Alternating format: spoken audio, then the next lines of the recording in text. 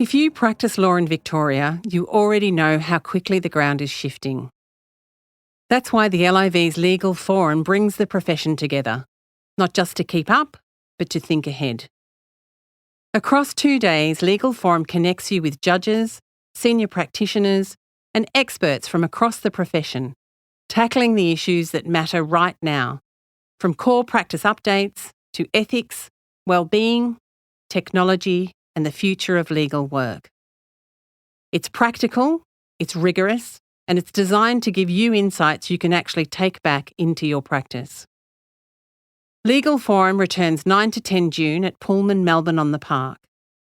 Join colleagues from across Victoria and be part of the conversation shaping the profession. Find out more and register at liv.asn.au/legal forum and use the code PODCAST when purchasing tickets to get a 20% discount. That's code PODCAST to receive your 20% discount. And now, back to the show.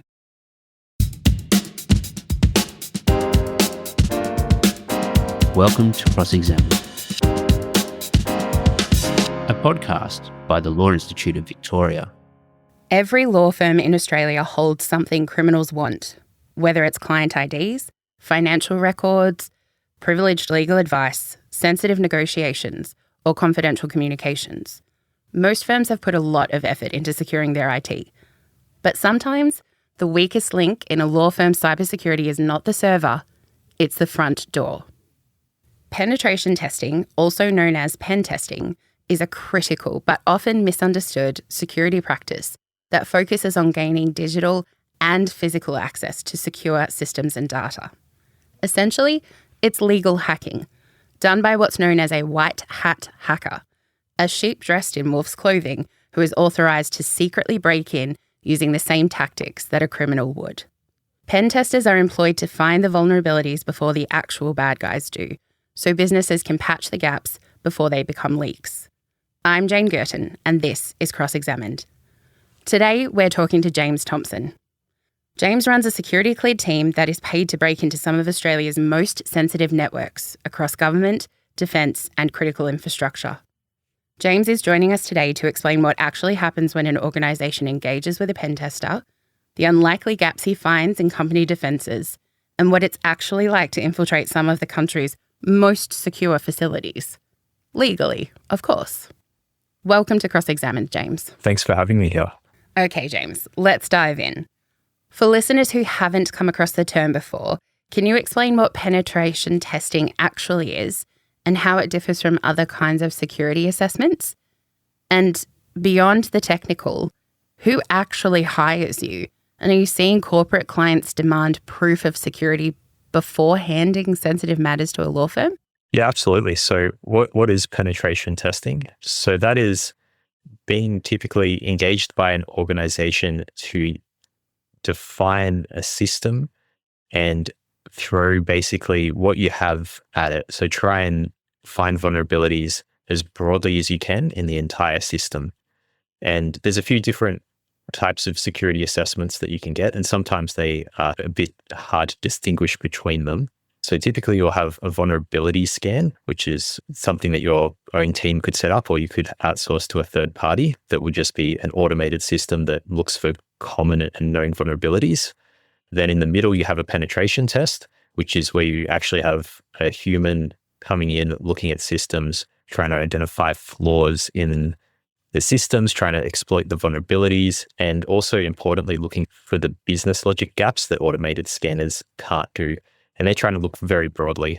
And then the third kind of assessment is what is typically called a red team engagement. So instead of being focused on one specific system, they will target an ultimate goal. So they'll be given your organization's crown jewels, or the most important information or assets that you've been entrusted to protect. And their goal is to get to that endpoint and try and get there any way they can through whatever controls they can. And the sorts of customers we typically get are in government. So they're entrusted with various public information to protect. So whether that be health records or classified information or whatever that organization looks after in particular. as well as other places such as financial sector. We get a fair bit of work out of financial sector who have a very obvious financial incentive to ensure that the money stays where it's supposed to stay. And also other organizations that need to have assurance that the information that another third party has entrusted them, such as someone in the defense supply chain, and where there's a large corporate customer engaging a legal firm, and the company who is entrusting them with the data needs to ensure that their networks, their systems, their processes are secure to be able to hold and protect that information. And they need that proof before they hand it over. James, in your experience testing professional services in office environments, what are the most common vulnerabilities you find? And how do you actually get through their defenses? Why do you think these gaps keep appearing?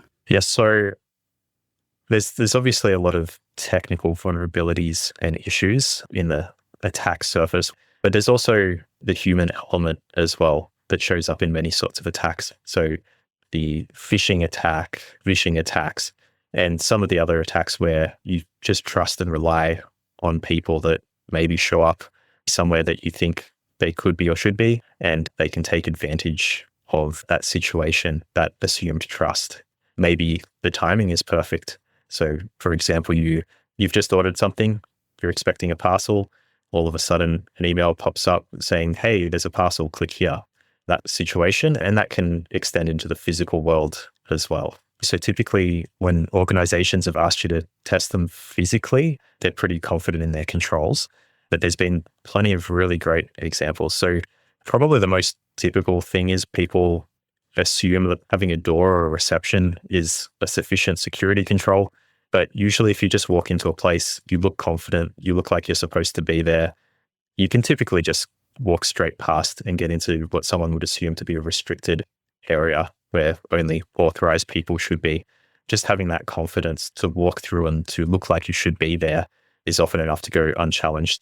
And quite often, I've actually successfully gotten those front desk staff to be my willing accomplice, and they've been able to guide me into the right place. So, do you know where the computers are? There should be a room that has lots of computers. Can you take me there, please?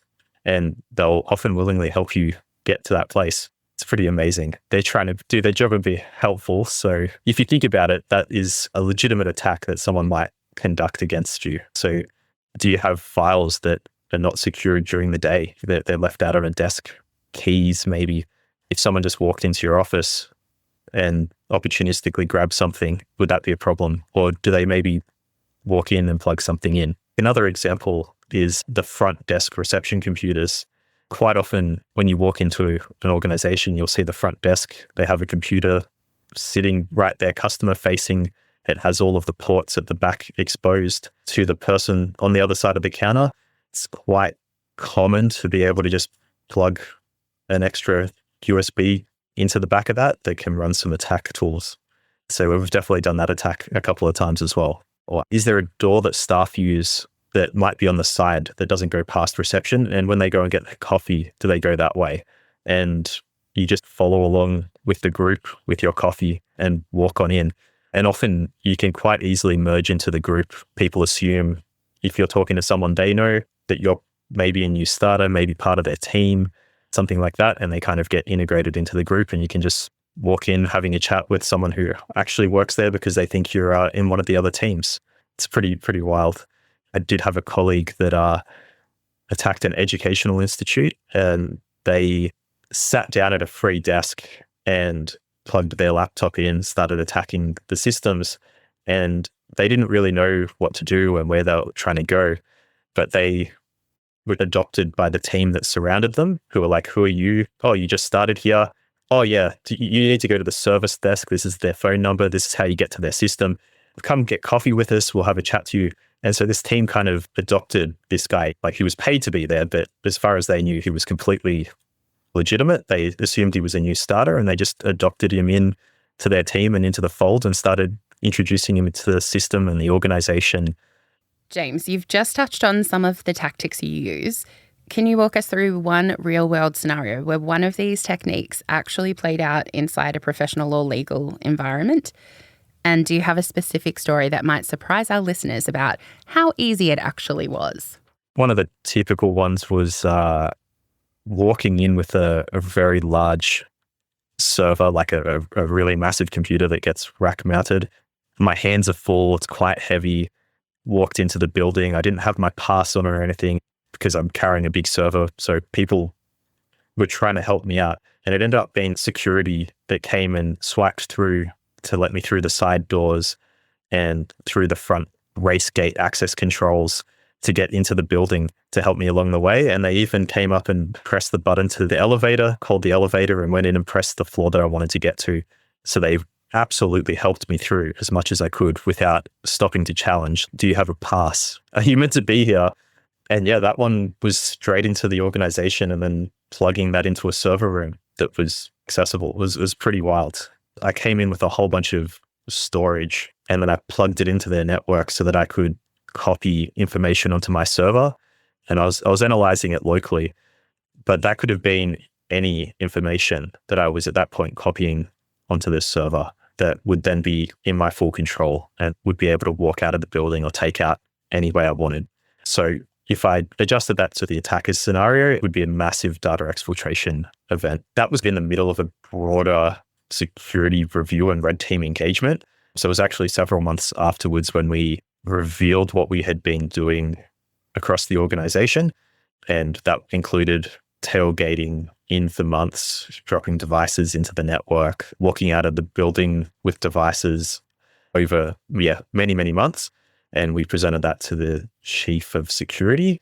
And after that, there was a lot of changes. So they actually posted a guard right next to the race gates to stop people being able to tailgate in. They tried to start challenging people who just rocked up with their hands full. So they actually were like, no, we need to see your pass and we need to see your face on the pass and we need to hear it beep on the swipe. So it did make it a less helpful environment, I suppose, but it definitely improved security. Once you've gained that initial foothold, you're inside the building or you're on the network. What happens next? And what does that second phase typically reveal about an organization's broader security posture? Yeah, absolutely. So it actually reveals a lot. So typically once you've broken into the network, and that could be through malware, it could be through phishing, social engineering, getting someone to run something, or just plugging into the network. Usually the next steps are trying to find a foothold or a bit of access. So you're looking for credentials that might be on the network, or maybe your user account that you've landed with has too much permissions. You're just trying to find a really quick way to move and expand. And typically a lot of organizations will fall down within about 15 to 30 minutes of the initial compromise if they haven't really focused on being tidy and cleaning up. There's almost always something that's misconfigured or something that's laying around that gives you access into the network and really quick access to compromise a whole bunch of other systems.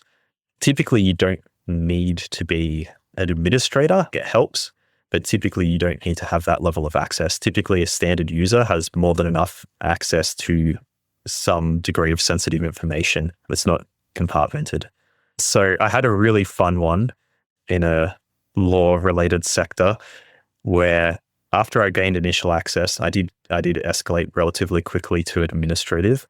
They had a setting enabled which was called reversible encryption on their passwords. And I contacted my security lead and I said, hey, here's your password. And he goes, oh, and I was watching what he was doing and straight away he changes his password. And so I messaged him again, here's your password. You still have reversible encryption. And he tried to make it really complex as well. So it went from about an 8-character password to being multi-words and really long. So I sent it to him again. He changed his password again, then turned on reversible encryption. So I still had access to his password. Once you enable a security feature, you typically have to change all the credentials. So you would have to change every single password in the entire organization after turning on this setting to bring them into the secure state. And until you've done that, you remain vulnerable. Even though this guy was the security lead who I was having fun with, he didn't realize the consequence of what this setting would do and how to actually fully remediate it. And he was just absolutely blown away that I was able to send him his password just constantly, every few moments. It was great. It's a fantastic job to be professionally evil. James, if a practice manager or managing partner is listening to this right now and wants to actually strengthen their firm's defences, not in theory, but this week, what should they do first? Apart from engaging with a pen tester, of course. Yeah, absolutely. There's some basic controls, and you actually, I think, already talked about them in the intro. Stuff that makes my job hard. If someone has multi-factor authentication turned on, then that's already I can't just reuse their password instantly. I've got to use a little bit more advanced attacks, but it just raises that bar and it cuts out entire attack paths and ways to be persistent in a network or maintain my access. So good multi-factor authentication across the board. Passkeys, if you can, are really great. And the other big thing, reduce your attack surface wherever you can. If it doesn't need to be there, turn it off. And another common attack is you walk into a building, you see where their TV is plugged in and it's streaming some sort of corporate information, and you plug into the network port. Does that need to be network connected? Does your lobby need to be network connected? Probably not. Can you disable this? Same thing with meeting rooms. Disable the ports if they're not used. Wherever you can, reduce the ability to gain access to things. Reduce your attack surface. When a firm does decide to engage a penetration tester, how should they approach that relationship? What should they specifically look for in a vendor?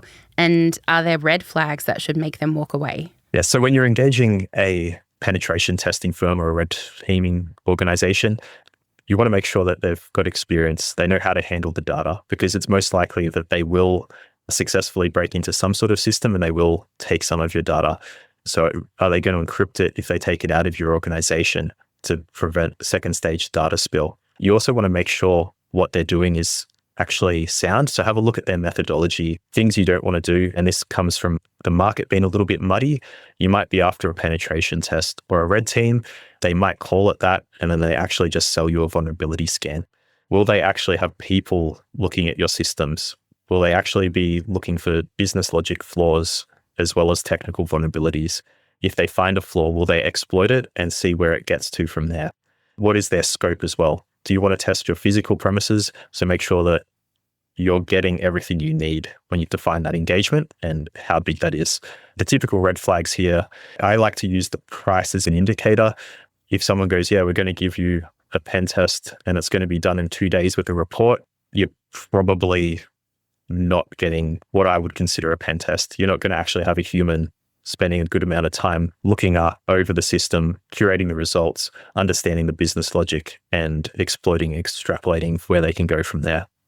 Cybersecurity hasn't really been professionalized in Australia yet. There's a few different certifications and qualifications you can get. Typically, the things I'll look for when I employ someone is things like offensive security, SANS training, even competing in capture the flag tournaments, just to see that they've actually done these engagements and work, and that's where their professional experience is.